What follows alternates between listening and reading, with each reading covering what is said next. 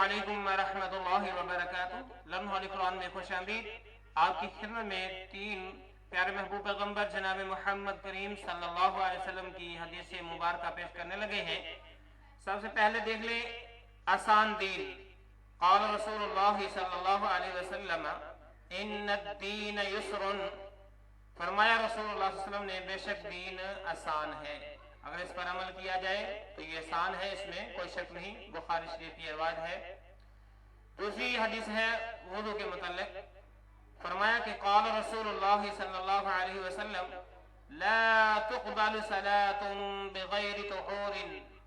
फरमाया रसूलुल्लाह सल्लल्लाहु अलैहि वसल्लम ने, वज़ू के बगैर नमाज कबूल नहीं होती। हर वो नमाज, चाहे वो फर्जी है, नफली है, नमाज तरावी है, तहज्जुद है, जो भी है, अगर वज़ू नहीं है तो नमाज भी सही नहीं है। ये मुस्लिम शरीफ की रिवायत है।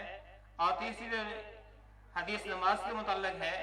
क़ाल रसूलुल्लाह सल्लल्लाहु अलैहि वसल्लम मिफ्ताहुल जन्नति स्सलातु। ये मुस्लिम अहमद की रिवायत है। फरमाया रसूल सल्लल्लाहु अलैहि वसल्लम ने कि जन्नत की कुंजी नमाज है।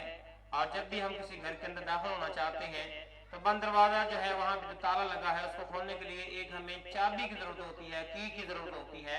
और वो है जन्नत का जो दरवाजा है, वहाँ जो ताला लगा है, उसके लिए जो चाबी की जरूरत है वो नमाज है। अगर हम नमाज पढ़ेंगे तो हमारे लिए दरवाजा खुल जाएगा, अगर हम नमाज नहीं पढ़ेंगे तो दरवाजा नहीं खुलेगा। तो ये हम पे डिपेंड करता है कि हमने चाबी को तैयार करना है या नहीं करना है। आज के लिए इतना ही। इजाज़त दीजिए। अल्लाह हाफ़िज़। अस्सलामु अलैकुम वरहमतुल्लाहि वबरकातुहू।